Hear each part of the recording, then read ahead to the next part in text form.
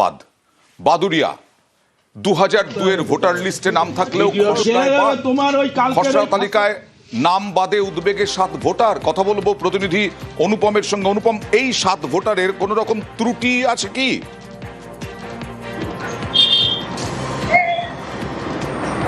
না দেখো, এই যে 7 জন ভোটার, এই 7 ভোটারের কিন্তু কোন রকম ত্রুটি নেই। যে বাদুড়িয়া চাপড়া পঞ্চায়েতের যে 15 নম্বর বুথ, এখানে যে 7 জন, এই 7 জনের কিন্তু একদম তার মানে ভোটার লিস্টে যেটা এসেছে আজ নতুন যে বাদ পড়ার লিস্টে এসেছে, তাদের দেখানো হয়েছে যে তারা নিখোঁজ।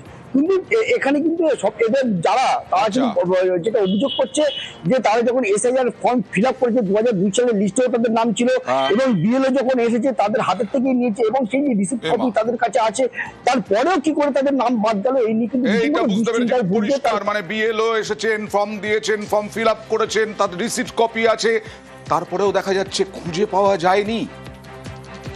আমার 2002 সালে ভোটের লিস্টে নাম আছে, তা সত্ত্বেও আমাকে বাদ দেওয়া হয়েছে কেন কি বুঝতে পারছি না। এর জন্য আমরা খুব ভয়ে আছি, আতঙ্কিত আছি। আমরা এসআইআর ফর্ম জমা করেছি, বিএলও তাদের সই আছে, এইবারে দেখা যায় সেই লিস্টে আমাদের নামটা নেই। হ্যাঁ, এখন আমরা এর জন্য আমরা আতঙ্কিত। বিএলও বলছে যে তোমাদের ভোটার নেই। কেন আমাদের ভোটার থাকবে না? আমরা এই দেশীয় মানুষ, কেন আমাদের থাকবে না? আমরা চাচ্ছি আমাদের যাতে ভোটটা আমাদের ঠিক মতন আসুক, আমরা সেটাই চাচ্ছি। 32টা এরকম ফর্ম ফেরত আসে, তখন আমি বিডিও অফিসে জানাই এগুলো কি করব। তখন বলে এগুলো আনট্রেসেবল দেখিয়ে দিতে। তখন তার মধ্যে আমি যাদেরকে পাই 3 জন তারা অনলাইনে ফর্ম ফিল আপ করে দেয়, বাকি থাকলো 29টা। এই 29টা আনট্রেসেবল দেখাচ্ছে। আমি 3-4 বার তাদের ফর্ম ট্রাই করেছি, সব সময় দেখাচ্ছে অলরেডি ম্যাপড, মানে ম্যাপ হয়ে রয়েছে।